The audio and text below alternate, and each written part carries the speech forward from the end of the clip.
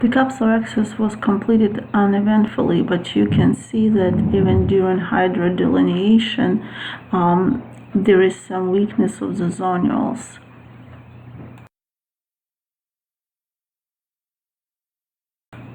Weakness of the zonules is readily apparent during scalp with excessive lens movement. At this point, decision can be made to either convert to extra cap, carefully disassemble the lens in the bag, or disassemble the lens in the anterior chamber.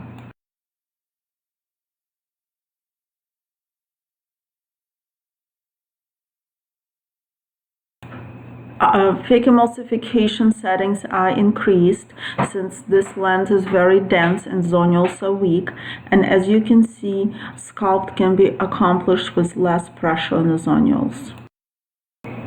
The nucleus is cracked using a nuclear cracker.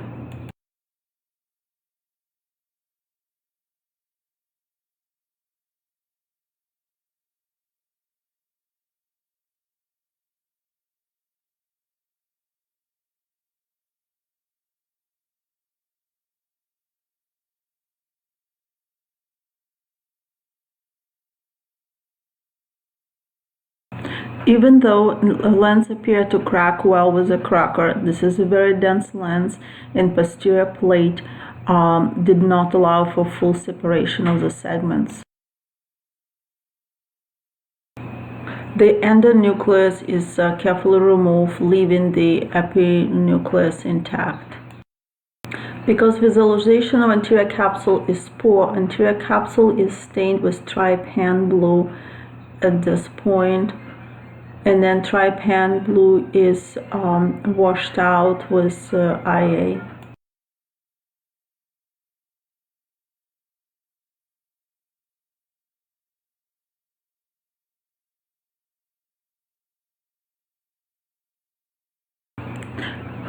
Now that capsule is visualized, you can see that capsular access that was initially well centered is displaced, and there is a lot of anterior capsule showing on the left of the screen, which is superiorly corresponding to the area of zonal weakness that was noted during phaco.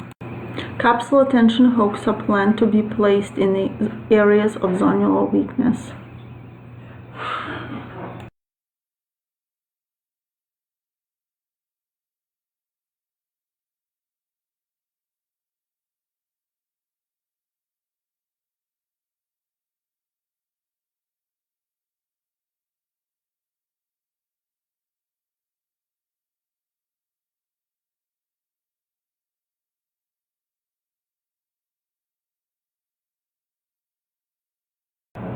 Capsular hooks are designed similarly to the iris hooks. However, they are larger, bulkier, have a little bit different angle, but they're inserted in a similar way through the incision close to the limbus, and using two forceps to adjust the tension.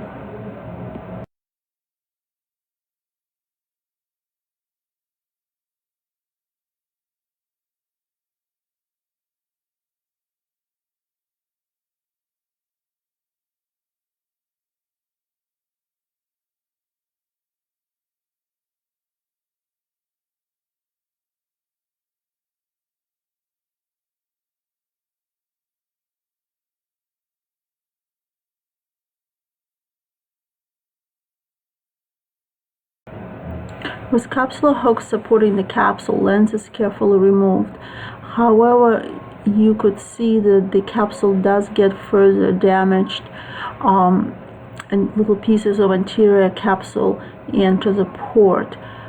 Now, with just a thin layer of the nucleus remaining, the non-dominant hand is protecting the bag, while the phaco piece is carefully removing remaining nucleus. Watch carefully and you will see that the posterior capsule has a central tear. However, vitreous is not prolapsing.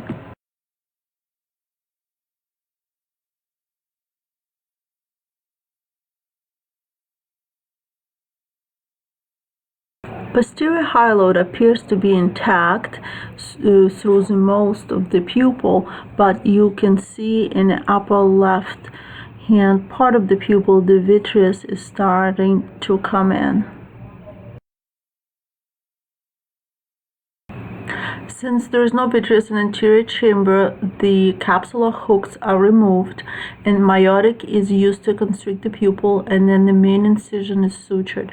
Decision is made to place anterior chamber lens because there is zonular weakness and lack of capsular support.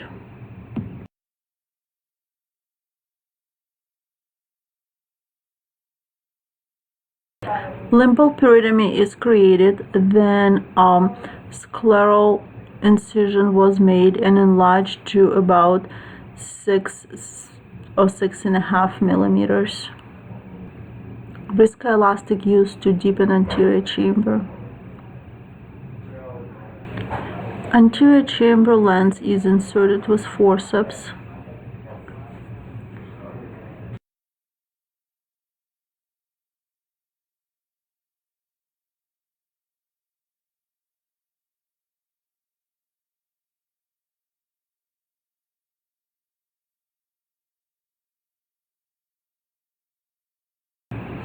Care is taken to position anterior chamber lens well.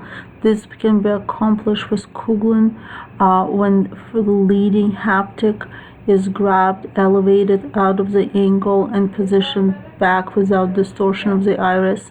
And similarly, the trailing haptic should be manipulated in the same way. Ideally, you want all 4 corners of the IOL to sit in the angle and for the pupil to be in a round configuration.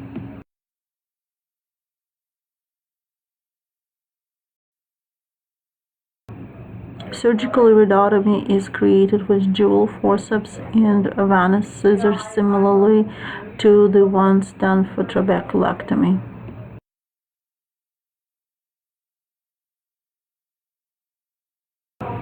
Viscoelastic is removed from the eye. The incisions were sutured, then conjunctiva was sutured in place. Patient recovered after surgery well, and his uncorrected visual acuity at 1 month follow-up was 20/30.